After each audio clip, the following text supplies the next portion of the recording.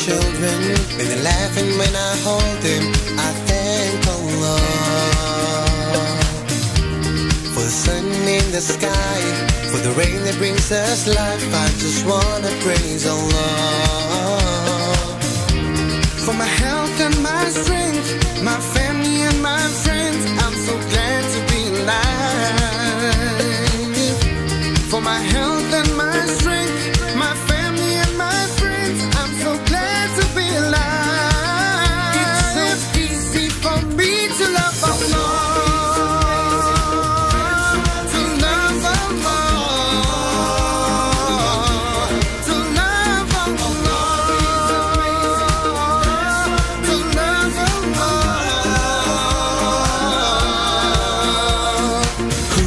Create such a natural wonder, like the birth of a newborn child. The flowers that grow, the oceans that roll, the thunder that lights up the sky. The fish in the sea, this heart inside of me, I'm so grateful to be alive. It's so easy for me to love Allah.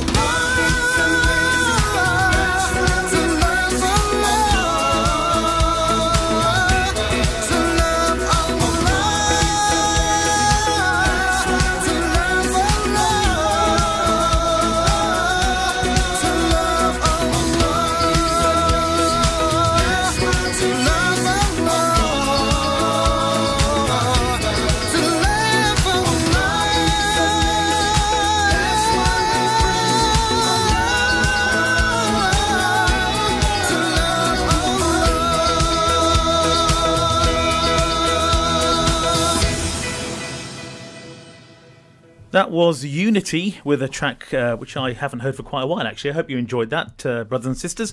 Now, as I was saying before, we're going to be joined in a moment by Sister Amina Atik. Let me give you a quick intro to Sister. So she is a writer and spoken word performer, and she explores identity and politics in her work.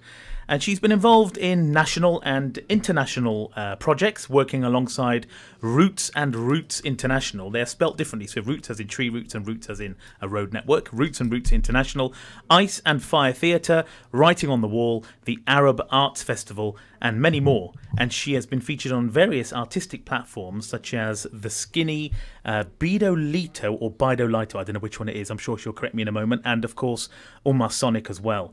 Assalamu alaikum, sister, and welcome to Friday Night Prime. Hiya. Thank you for having me today. No, you're welcome. You're more than welcome. Thank you so much for joining us. I think you're based in Liverpool, if I'm not mistaken. Yeah, I am from Liverpool. Hope you catch my Scouse accent. Oh, yeah, it's loud and clear. We're getting that. That's great. I love that accent, to be honest. So I suppose the first question is, what got you into poetry in the first place, and how long have you been involved in it? What inspired you to get started in this? That's a difficult one. To be honest, I thought I started 5 years ago, until I found a few pieces of paper, and I was, I think, at the age of 9, and I used to write in an orange highlighter. Okay. And it was in like a rap poem kind of style. Right. So when I asked my mother, when did I start writing? She said, you always had a passion for copying word to word from books. So I think I had a passion for words from a young age. But performing on a professional platform, I think in the last 3 years. Yeah. Okay, so in the last 3 years, you've been performing professionally, and I'm assuming this is not just Liverpool, right? This is all across the country. I'm guessing. Yeah. So I've had amazing opportunities, especially last year. Just amazing opportunities with Writing on the Wall, the Arab Arts Festival. I actually was filming today with BBC 5 Live. So I've just been exploring, learning, and I'm just looking forward to the future to see what kind of other themes I can explore or other projects I can participate in. No, that's great. It sounds like an exciting time for spoken word generally. I mean, it seems to be a really growing, popular kind of arts and culture thing that's happening. I mean, Peterborough's got we're based in Peterborough, if you didn't know, and it's got a growing spoken word. Yeah, of course. Yeah, and why do you think this is growing? Why do you think spoken word is growing in its popularity so much? I think it's to do with expression, and especially as a young person, we have a lot to say, and we don't know what to say or where to start. So I think in any type of art, not just spoken word, any type of art, I think a lot of people are growing in confidence through doing the arts. I mean, I grew in confidence. I think I don't think I wouldn't. I don't know what I would be doing now if I didn't do poetry. But it gives you a state of contentment because you're reflecting a lot. Oh, that's interesting. Okay, so do you? You're saying it's quite therapeutic as well to be writing and performing poetry. Of course, I think poetry saved my life in so many aspects. Wow. That's a strong statement. I mean, obviously, there's people having all sorts of issues in their life. I'm not asking you to share them on air, but did you have? No, of course. Did you have issues that poetry helped you with? Yeah, I mean, this is the thing. It's because you're writing what's on your mind and what's in your heart. Yeah. And you're learning to see that on paper, to see who you really are. The person you are, the person that you wish to be, or the person, you get to know your dreams, your weaknesses, your strengths. And this is the thing, and I encourage everyone, you don't have to be a writer to write. Yeah. And it's just the idea of carrying a journal and a pen. And every time you feel happy, it's not just even about the sad moments. It's about what your achievements are, what your strengths are, what you aim, for the rest of the week. What are your objectives? Well, just simple stuff. And honestly, you get to see the reflection of you on paper. That's very interesting. That is very interesting. And it's so important. And within the Muslim community, I think it's something we should encourage a lot. Yeah, I think so. I think so as well. I mean, we're getting slightly off track, which is good because, mental health in the Muslim community is a bit of a taboo subject. It's not really dealt with as well as it could be. And I'm assuming what you're saying, and correct me if I'm wrong, sister, but writing your thoughts down and reflecting, self-reflecting like this is obviously a healthy thing to be doing, right? Oh my God, I can't even say it. I think it's one of the most. I think it's a cure, and wow. It's one of the cures. Honestly, I say this from the bottom of my heart, and whoever's listening today, just pick up a book and write. Honestly, it's the most amazing feeling, and you have to be honest, and you have to be brave. And this is the thing. A lot of people think it's just writing on paper. Every writer has to be honest and brave. And it's not an easy thing to do. No, I'm sure. And I suppose the bravery you're talking about, and again, correct me if I'm wrong, sister, but when you talk about bravery, it's about being honest with yourself more than anything else. Right? Yes, of course. And that's one thing writing has taught me. Is I've learned to be honest with myself. And it's taught me, okay, I want an honest life. How do I live an honest life? Yeah. And it has to start at home. It has to start in my bedroom, in my home, on the streets, the way I walk, the way I talk, the way I dress. And it's with everything. And this is the thing, this is when reflection comes in. And it's a process. It's not overnight. And this is the thing, and that's how writing started for me. It was a reflection, and it was therapeutic. And then I started realizing how much I can use my writing to benefit others or to empower women, to empower those who are suffering from mental health, those who are suffering under the oppression of politics, and so more. And these are the themes that I'm still exploring and learning about. Yeah, I think I know a couple of people who've been through real bad spells in their life, and what Amin is mentioning, it kind of reminded me of an old friend I knew in Newcastle when I was working up there. Right. And a few months ago, she actually wrote everything on Facebook, like in terms of she's going through all these difficulties, but she wrote in a story format. She's a journalist, so I see. She wrote in a particular way. I thought this is really interesting, and she was talking about herself, right, in it, but she didn't make it. Wasn't obvious that it's herself. Oh, I see. So it was her story. Yeah, but to the reader, they didn't know. They wouldn't know. So because she's a journalist, she's just writing something, and I liked it. I said it's been a while since we've last spoken. This is great. You should write a book. Right. And she private messaged me saying that this is my story. Oh, I see. That's when you knew. That's when I knew. And what Ahmed was just mentioning to me now, I thought, you know what? Yeah. Even there's a brother locally, you know him, Tahir. He somebody encouraged him to write a book because he was going through. I mean, it's public knowledge. Yeah, he was going through difficulty, and he wrote 2-3 books. You know, to whatever his ability. He spent time and effort doing that. And it did him well. It did him well. Yeah. It's interesting, sister. It really is. I mean, and you're clearly. I mean, we can hear in your tone of voice how passionate you feel about this and how important it is, or it's been to you. Yeah. Sister, quick question. You've spoken about in your work. You've spoken about politics and all sorts of things, and you use your words to protest and educate in your poetry. What sort of reactions have you had to your poetry when you've performed them? I mean, you speak about strong topics, politics, for example. Do you get mixed reactions, or what sort of reactions do you get from the people who listen to your words, which have great meaning? Well,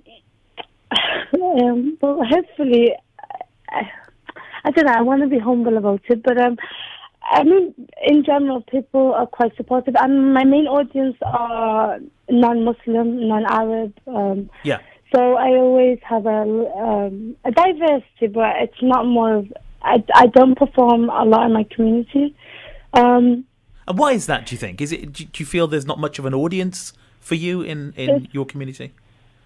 Well, I don't want to get into it because it's okay. Well, just kind of touch the surface if you can. Give us a clue why you feel. Yeah, of course. Yeah. Well, how can I say this? I mean, when I started doing poetry, I was seen as a bad thing. Okay. Okay. Because it was something new. Right. And when something is different, it's bad. Okay. Okay. Because we like to conform. We like to do the usual, what everyone else is doing. Yeah. Or what Fatima is doing next door, or what Muhammad is doing across the road. And this is the story. And I mean, a lot of young people will relate to this. I'm sure. And so when I came along, I was like, I'm a poet and I want to write and I want to perform. It was seen as a bad thing. So I started questioning myself at the age of 15. What is it so bad that I'm doing? Like, am I really that bad for writing? Mm-hmm. Is it really that bad? And I question myself every day. Wow. And I went to the Islamic side, and to be honest, when I learned about Khadija, I just thought, okay, she was a businesswoman, and there were so many others that were writers, and I thought, okay, if I'm so bad, why were they doing what they were doing, and we still look up to them, and we follow, we pray, and we follow the Holy Quran, but still and I feel this way. I think this is... And I realised... This is culture, isn't it, versus religion? Yeah, of course. Yeah. No, of course. But I'm telling you the process. No, of course. I agree with you. Sister, I agree with you. No, carry on. Our young people are having these dilemmas, and it breaks my heart. It breaks my heart when they have to then... And this is the thing, not everyone has, had the chance like you to kind of sit down and, actually reflect and understand the difference. Yeah. Some young people, that's it, are leaving their faith. And when I'm saying it, not practically leaving their faith, but in their hearts. Yeah. Because you have the older generation making them feel like that they are not worthy enough. It does happen. It's sad. Change. It's a very sad state of affairs. And, we've, without mentioning obviously details, but in all of our communities, I'm sure we've all heard stories like this, where unfortunately parents don't understand their kids. They haven't moved with the times, they say. They haven't, recognised the qualities that their children have, and it just unfortunately is the unravelling of their children. Yeah, Sister Amina. And I say this, sorry, but Go on, carry on. I'm just so passionate about this topic, and it's something that this is one of the biggest obstacles that I had to face. And it's just this idea of when you question yourself, what is it that I've done so bad? And but the thing is, and I say this to the young people, meet whoever you're having these obstacles with, meet them halfway. Because I know a lot of young people can be quite difficult, but I say this to you: meet your parents or whoever it is halfway. But I say this to the older generation and the parents: you need to meet your children halfway, and respect is given, and it's both ways. Yeah. Because there's this thing: because you're doing something that your parents don't like, you're not going to Jannah. You're not going to have a blissful life. So honestly, emotionally and mentally, that's not good for the young people. Because they're going to think, okay, well, if I'm doing something that's not technically bad, but they just don't agree with it, that means I'm disrespecting my parents. And if I'm disrespecting my parents, then I'm not going to heaven. It's I feel what you're saying. I mean, there's always a generational gap, isn't it? I mean, I remember when I was young, there's always something that I would do that would annoy my parents. Not necessarily that something like totally forbidden Islamically or something. It'd just be some things that I do they don't like, whether it's maybe the music I'm listening to or something that they're not liking. But now when I reflect back, I think, you know what, certain things that my kids don't like, that I don't like that they're doing. But the thing is, we have to meet them halfway. We have to kind of take them on the journey with us. So the question I've got for you, Sister Amina, is that who inspires you from the poetry world today? Well, the first Muslim poet I actually watched as a spoken word artist was Amir Suleiman. Yeah. Not me. And, no, not you.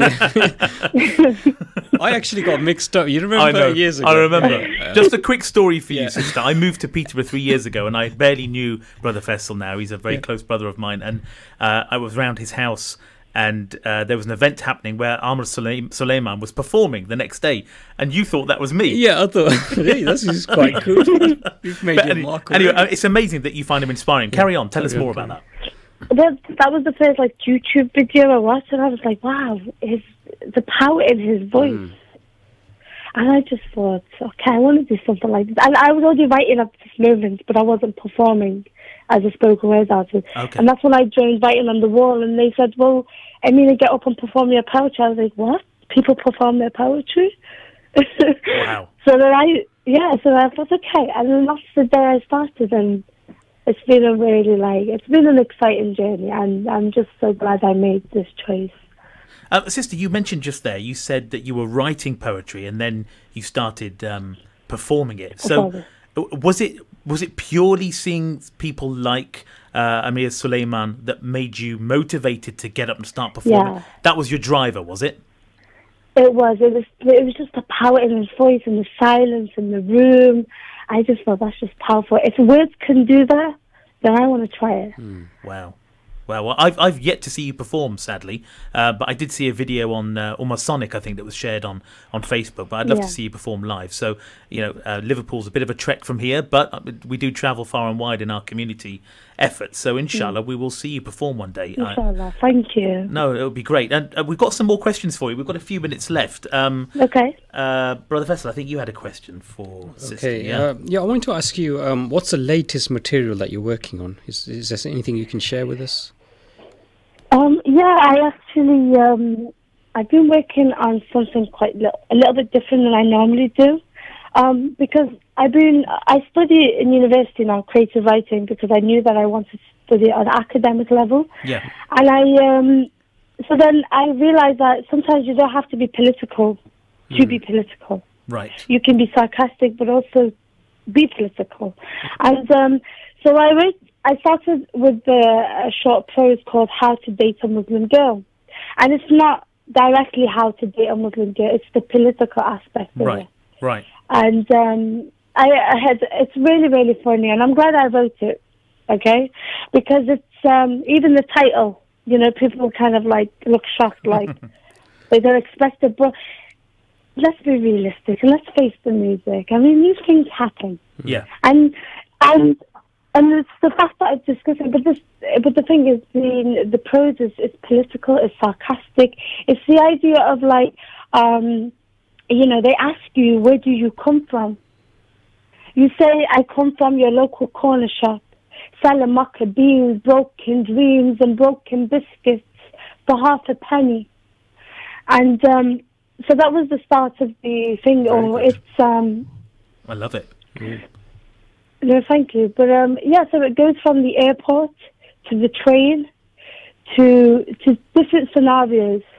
Can you give us another little snippet? We've got literally about 90 seconds left, but if you can give us just another snippet from that would be amazing.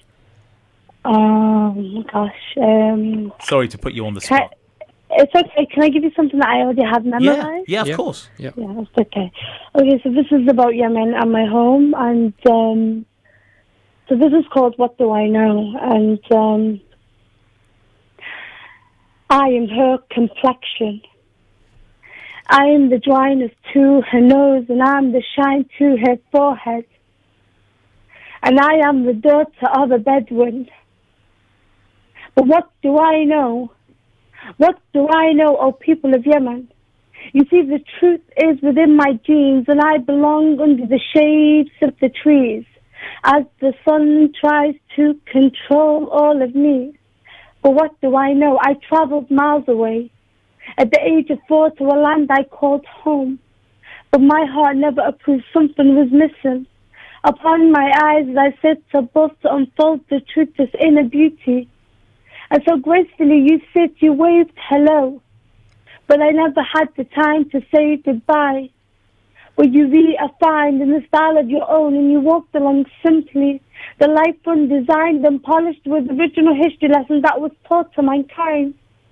But so charming you fall, you attract the eyes of those who don't know. And as I gazed alongside to the birds that chant early morning, rise, rise, people of Yemen. So this is just one part. Mashallah, sister. Mashallah. That was fantastic. Unfortunately, we've got 10 seconds left until the ad break. No, that's fine. Thank you so much. It's been amazing talking to you. We've really enjoyed it. We're going to have you back on. Sister, I'm going to have to say goodbye. Jazakallah khair, and we'll be in touch. Assalamu alaikum. Okay, see you later. Walaikum salam.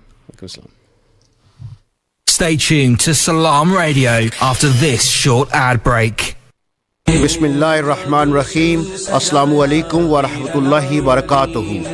Urse Mubarak of Khwajgan Neriyan Sharif Sheikhul Alam Pir Alauddin Siddiqui Rahmatullah alayh, under the supervision of Hazrat Allama Pir Dr. Sultan Al-Arifin Siddiqui Sahab Sajada Nashin Darbare Aliya Neriyan Sharif, taking place on Saturday 3rd February at Jamia Masjid Gamkhol Sharif, Birmingham.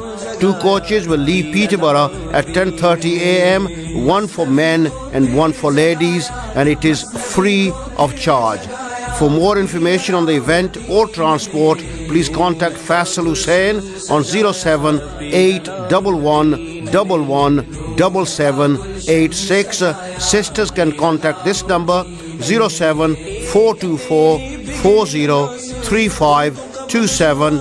That's Urse Mubarak of Khwajgan Neriyan Sharif Sheikhul Alam Pir Alauddin Siddiqui Rahmatullah alayh, taking place on Saturday 3rd of February at Jamia Masjid Gamkhol Sharif. A great spiritual gathering. Everyone is welcome. Sadly, millions of orphans living in the poorest countries lack the necessary support for a healthy childhood. These children have to endure lives of hardship without the basic necessities that will help them to grow, to learn, to live. Let's show them that we do care. Let's brighten up their future.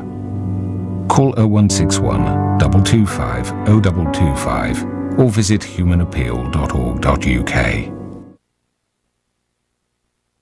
Are you looking for a fun-loving and professional nursery? Then call Bright Bambini Montessori on Peterborough 306565. Teaching EYFS curriculum and Ofsted approved. We also offer Forest School and Arabic. Limited free funded places available. Call 01733 306565 or email info@bbmc.uk. Bright Bambini Montessori.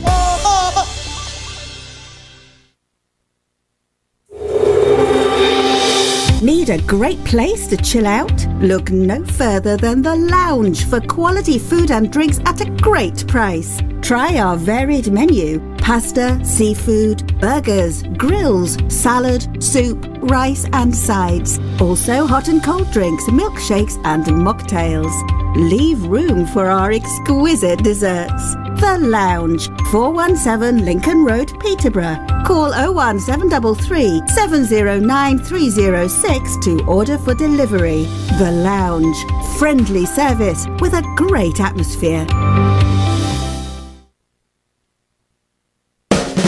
Need car parts quickly and at a great price? City Auto Parts offer competitive prices, trade accounts and a delivery service in and around Peterborough.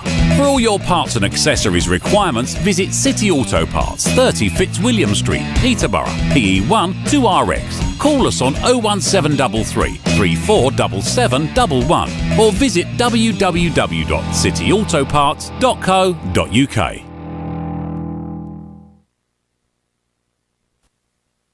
Allah's Apostle sallallahu alaihi wasallam said, Allah has 99 names, 100 less one, and he who memorized them all by heart will enter paradise. To count something means to know. Oh, Shaitan, I'm gonna throw you down right into the ground.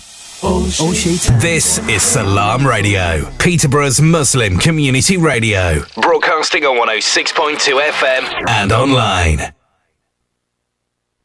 Assalamu alaikum listeners, welcome back. This is Salaam Radio 106.2 FM. You're listening to Friday Night Prime, again with myself, Ahmed Suleiman, and my co-host, ever faithful brother Faisal Mahmood. Now, I'm very pleased to tell you that in the studio we've got a very special guest with us. This is Peter Torak, MBE, no less, who was born in the Czech Republic and is from the Roma Gypsy community. And after several racially motivated attacks, he moved with his family to the UK and applied for asylum. And Peter joined the Cambridgeshire Constabulary in 2007 as a PCSO, Police Community Support Officer, for those that don't know what that means. And in 2008, he became a police officer and dedicated the majority of his time to promoting community cohesion and also the investigation of and prosecution of perpetrators of human trafficking. Now, besides his policing duties, he also dedicated his life to improving living conditions of Romani people in his locality, nationally and on a pan-European level. And in 2010, he also co-founded a community group called Compass, which we'll cover in our conversation, that is providing for cultural and educational needs of the Czech and Slovak communities in Peterborough.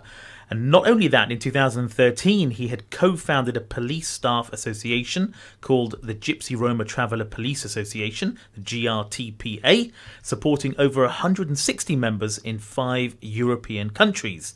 And on top of all that, in 2015, he received for his selfless and dedicated work the Most Excellent Order of British Empire, MBE, and became one of 18 Czech nationals ever awarded with this prestigious award. So we're honoured to have Peter with us. Good evening, Peter, and welcome to Salaam Radio. Good evening. Thank you very much for the invitation. Oh no, you're more than welcome, and it's just been great to have. We like people from the community to come in. We prefer, to be honest, local guests who have given so much to the community. So some achievements in such short time. It's amazing. It is amazing. I suppose the first question is, you came to the UK, and if we start at the very beginning, what year did you first arrive in the UK? Me and my family came to the UK in 1999. Oh, okay, wow. So you've achieved a lot, which is fantastic. And was it always in Peterborough? So you came here in 99, or was it another part of the UK? When we arrived, the immigration had, because we came as an asylum seekers. Yes. The immigration moved us to Southend-on-Sea, and after a year, we were allowed to move wherever we wanted. So we chosen Peterborough and lived here since. Okay, so a year in Southend. I wanted to ask, what made you choose Peterborough? Great question. It was actually a work, because in Southend-on-Sea there was no work opportunity, and my friend told me, let's try to find something in Peterborough. We came here, found a job straight away, and then I brought all my family in here. Fantastic. Wonderful. Yeah. That's awesome. Now, if we can just go back again to the beginning and talk about what must have been a horrific time for you, because you sought asylum after several racially motivated attacks, and not expecting you to go into detail, but can you tell us more about the terrible time that your family went through before you were granted asylum here? Roma Gypsy obviously have suffered in countries such as the Czech Republic, Slovakia, Hungary and others for centuries. Yeah.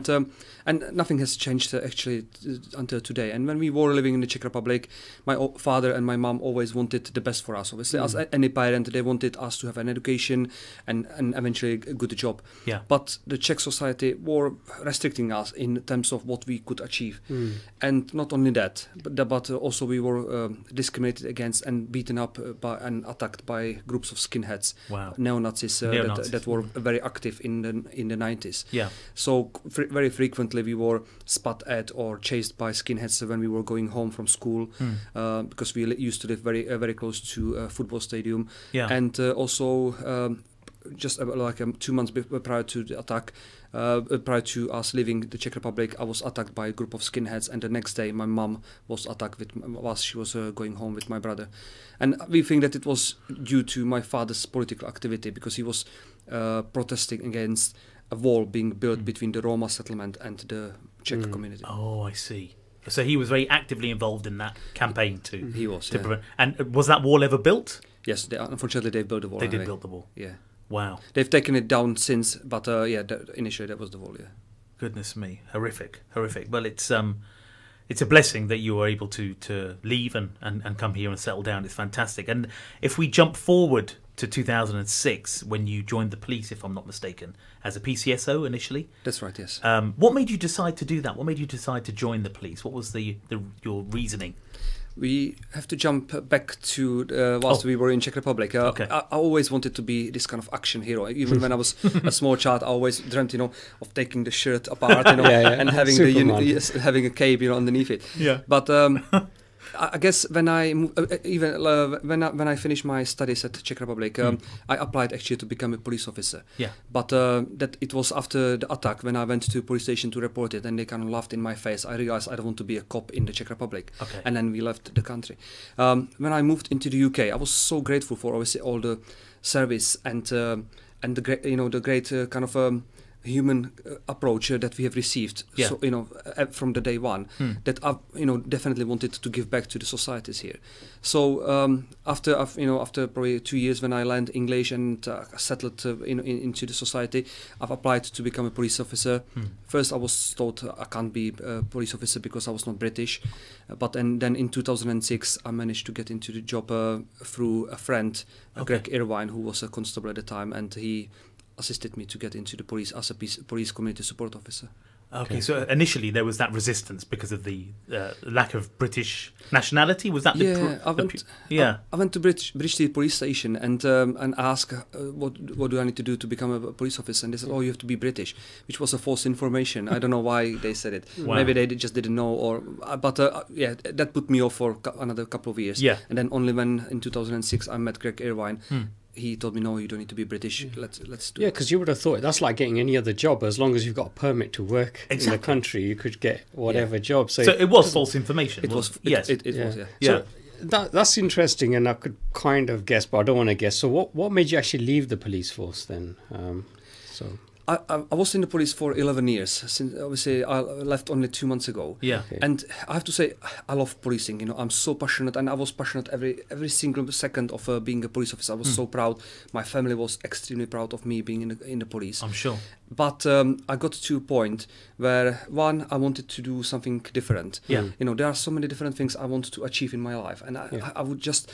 I wouldn't want to regret it when I will be an old man to think, just if I tried. Yeah. And so that's one thing. And second thing, I've also not only because of the MBE, but because all the community work that I've been doing in the UK and in other countries, I've received quite high statute where politicians call me and ask for an advice. Media call me every other week. Excellent. With such a high statute, I believe not only that I've got a big responsibility, but also I've got a big opportunity to change something for the Roma community, not only in the UK but also on national or international level. Okay, so that's great. I mean, I thought it was going to be something negative. Maybe you didn't have a good experience or something, but I'm glad that it's a positive reason. It is positive. No, I loved policing. Obviously, there were challenges, with the financial kind of difficulties in the police and everything else. So it was obviously difficult to manage the work and what the stuff that I'm passionate about, the community stuff. But at the same time, I was passionate about the police, and I can't really say a bad word about it.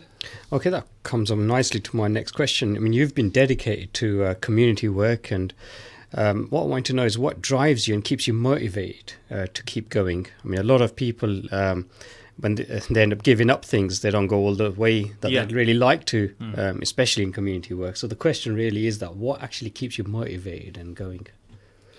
I think for me it's obviously knowing, and having the first-hand experience how difficult it is to come to a country where you seek a place of safety, and the way you have to integrate and what you have to find out, and so I know obviously this from my own experience, and I always wanted to help people to integrate easily into this country, and obviously when I've managed to integrate, then I've realized also how difficult it is to be in this isolation, where you haven't got friends and families because they stayed back in their home countries.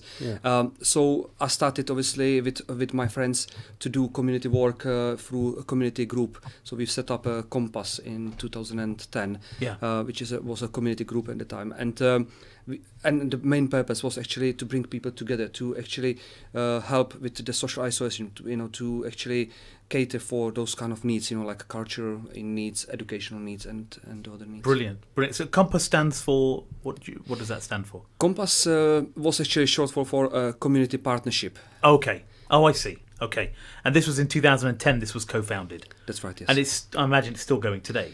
I'm actually very pleased and proud to say that 3 months ago, Compass became a charity. So, fantastic! So we are going from strength to strength. That's superb. Brilliant. So just going back to the question that Faisal asked you about, which is the community work. What do you find?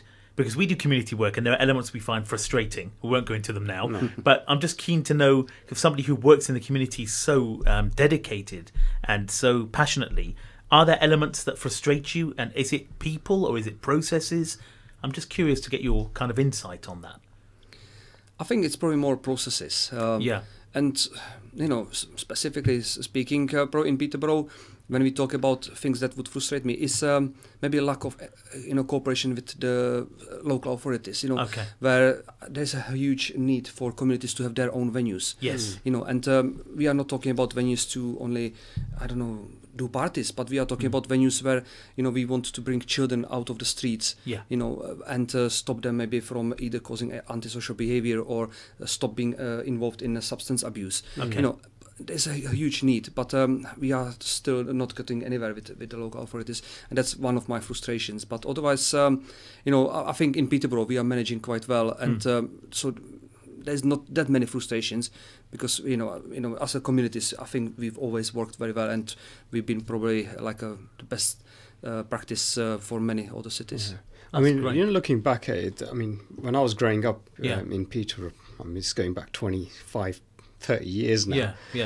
Things were different. I mean, there were a lot of things going on for young people. When I look at what's available for our kids now, it's next to nothing. We were talking about that open play area. Yes. That's not available anymore. And, there were things I remember doing at community centres back in those days which just aren't available. No. I mean, we're talking things that were freely available. Yeah. And well, I suppose it's cuts and a lot things. of it's probably. Probably. I understand the cuts, but still what frustrates me, because, when we talk about those spaces, is when you look around the Peterborough, there's so many empty, vacated buildings. True. If they were given to communities, we would pay the bills, we would maintain the buildings. Yeah, you'd manage it, right? Yes, you would make the best use of it. Of course. I agree with you 100%. We were having a conversation about this yesterday. So I 100% agree. Sorry. Okay, so then in 2013 you co-founded the police staff association called the Gypsy Roma Traveller Police Association, and that supports over 160 members in 5 European countries. How did the need for that become apparent? It was because whilst I was in the police, I always was involved in a Black Police Association. That was the association that was supporting not only black officers but also any other ethnic minority officers. So I then became a chair of the local Cambridge equivalent of Black Police Association called Unity. Okay. But then I met in 2013 another Gypsy Romani police officer, Jim Davis, and we thought, it would be a very interesting exercise to actually find out how many other Romani Gypsy officers there are in the UK. Yeah. Because you very hardly ever hear about Gypsy Roma officers. Yeah. So we set this organization up, and within like a year, we were able to, identify so many officers that work in, different forces, and it was just amazing because we were able to break the stereotype that the police and the Gypsy Romas are two different kind of, sides, and fantastic. So it was brilliant. That's really good. Fantastic. Now, of course, we have to talk about your MBE because this is it's a rare occurrence to get an MBE. But tell me how that came. Cast your mind back to the day when you first heard you were going to get one. I mean, that must have been an amazing day. It was amazing, but also at the same time very kind of confusing because I have to admit I didn't know that much about those awards, and so I still remember it, because it's obviously the highest and the biggest achievement of my life. Yeah. I was at work with my sergeant and with my colleagues at meeting. Yeah. And I've seen that my wife tried to call me quite a few times, and then at the break I rang her, and she said, "Oh, Peter, you better get a new suit."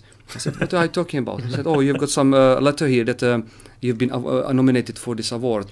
And I didn't know really what it was, so I went to my sergeant, and she said, "No, you're kidding me, And I just couldn't believe it. So when I went home, I started, googling what it is, and it was just amazing. Initially, I thought it was like maybe some kind of a prank or spam, But when I saw that it says the Prime Minister has signed it, and now it will go to the Queen for her to authorize it, I just couldn't believe it. It was amazing.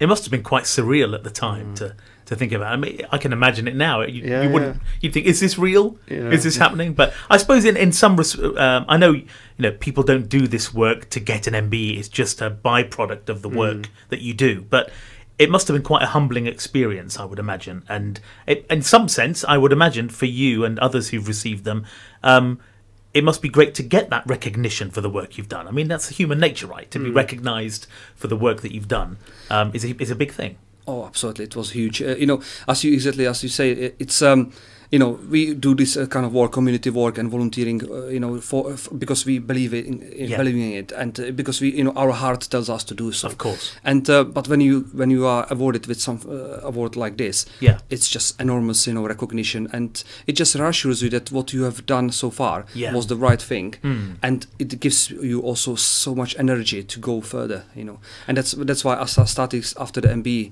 and so much recognition I got not only in the UK but also in Czech Republic.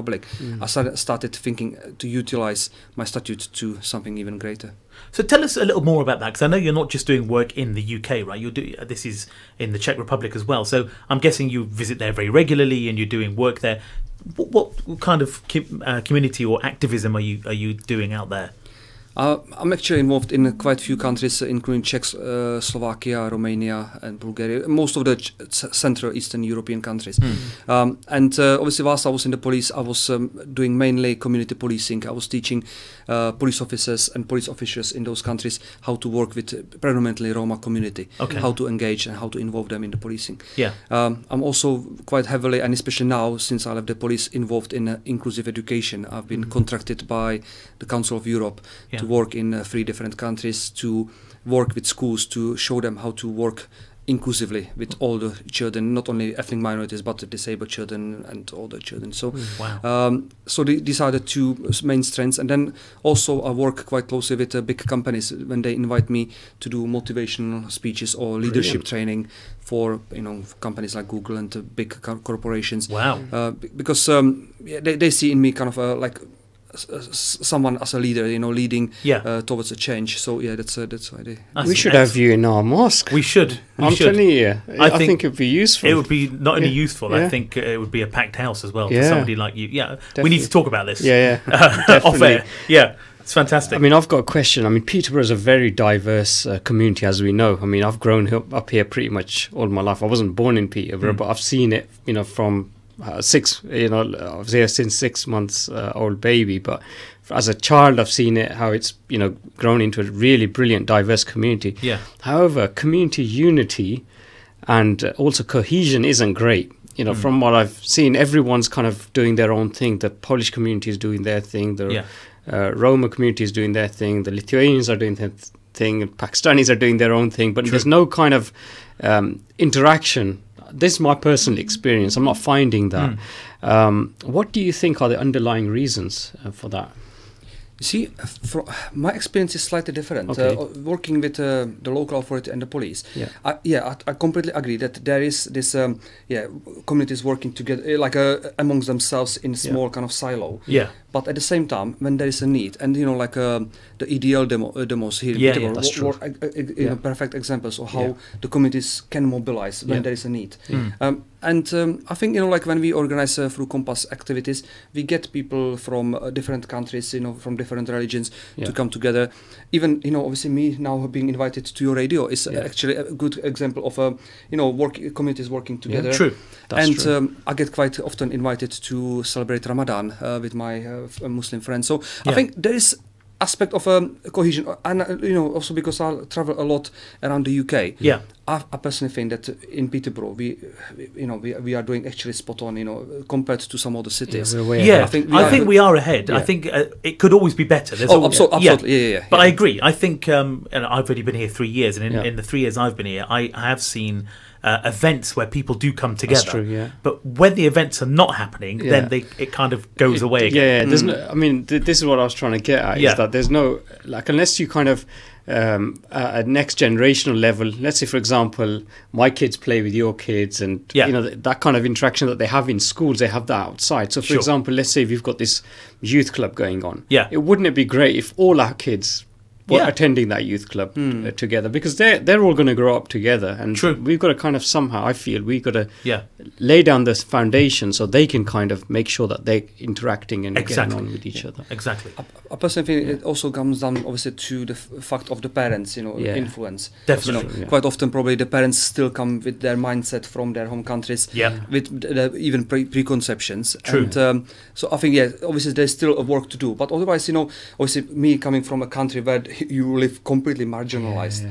For me, in Peterborough is absolutely brilliant.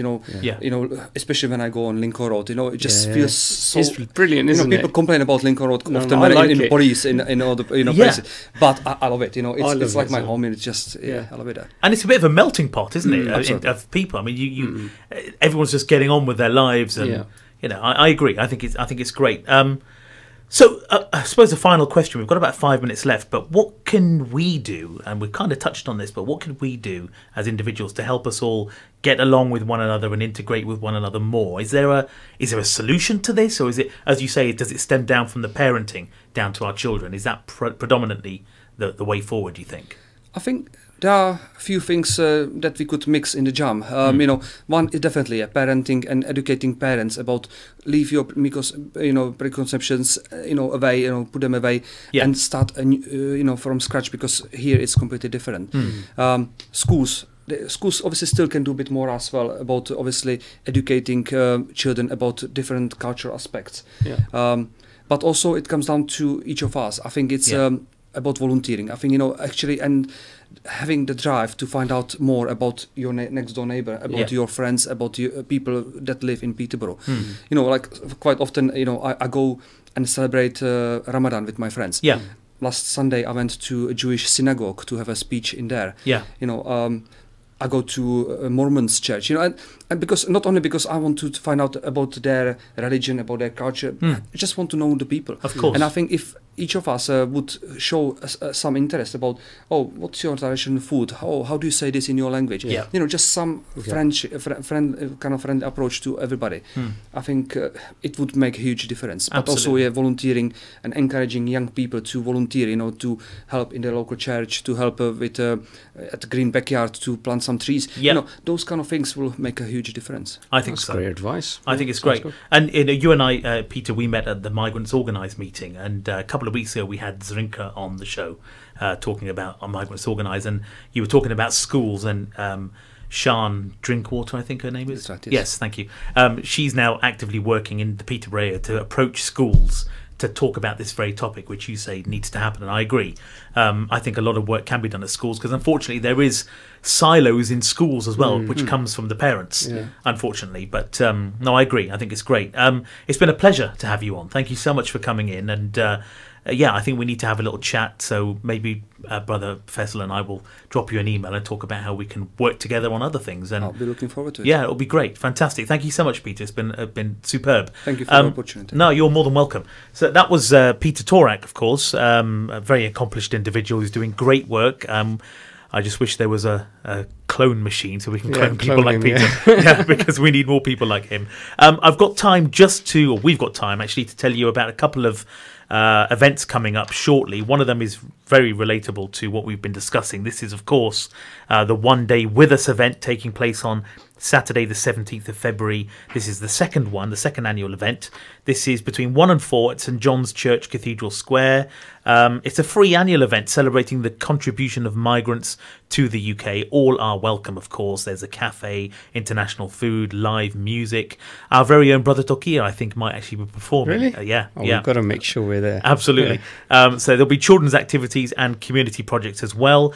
Please feel free to bring a dish, it says, to share. There is a website, onedaywithoutus.org, and if you look for One Day With Us, which is the name of the Peterborough event on Facebook, you'll find out more details as well. Saturday the 17th between 1 to 4. The next day at Masjid Khadija on Cromwell Road is the annual Visit My Mosque Open Day. Please do come along. This is going to be between 11 and 5 on the 18th of February, which is a Sunday. No need to book or register, just turn up, have a cup of tea with us, a bite to eat, explore the mosque, get to know each other, ask questions, and that goes both ways. And just, there's also an interactive storytelling session this year as well from 1:30 p.m. So do pop in, say hello. We don't bite, we're very friendly, and there'll be a bunch of volunteers around to talk to you in a very friendly atmosphere. Finally, Penny Appeal are holding a big Muslim variety show at the Broadway Theatre on the 20th of February. Tickets are available at pennyappeal.org, or you can get them here from the Salaam Radio studio. So send an email to info@salamradio.co.uk to book your tickets, and our station manager will make sure you get them.